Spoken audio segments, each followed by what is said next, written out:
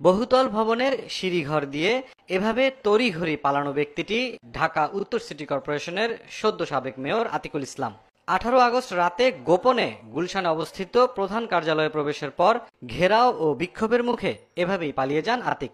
এরপর বেরিয়ে আসতে থাকে তার অনিয়ম ও দুর্নীতির ফিরিস্তি। মগবাজার ফ্লাইওভারের নিচে নান্দনিক গ্রাফিতি কাজের উদ্বোধন হয় 2023 সালের 10 এপ্রিল।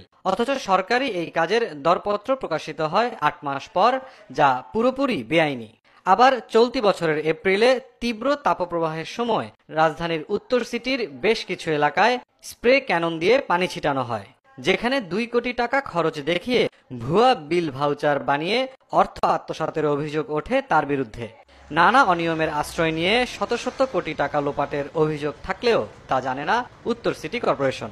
কোনো অ্যানোমালি থাকলে এগুলো আমরা ইনভেস্টিগেশন করব, যেমন এসব বিষয়ে যদি প্রশ্ন উত্থাপিত হয় ডিউ কোর্স অফ লতে ইনভেস্টিগেশন হবে, দেন যেটা রেজাল্ট হয়। শুধু আর্থিক দুর্নীতি নয়, নিয়োগের ক্ষেত্রেও অনিয়মের চূড়ান্ত নজির দেখিয়েছেন আতিকুল ইসলাম।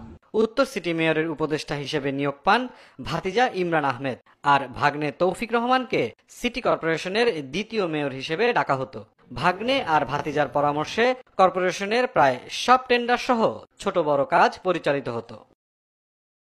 তবে সাবেক মেয়রের এসব ব্যাপারে উত্তর সিটি কর্পোরেশন নিজ উদ্যোগে পদক্ষেপ গ্রহণে আগ্রহী নয়। বিষয়টা তো অফিসিয়ালি আমাদের কাছে আসতে হবে, এইটা সম্পর্কে অফিসিয়ালি কোথাও কোনো প্রশ্ন উত্থাপিত যদি নিউজ হয় সেটা একটা সোর্স হবে। 2020 সালের ফেব্রুয়ারিতে উত্তর সিটির মেয়র হিসেবে শপথ নেন আতিকুল ইসলাম।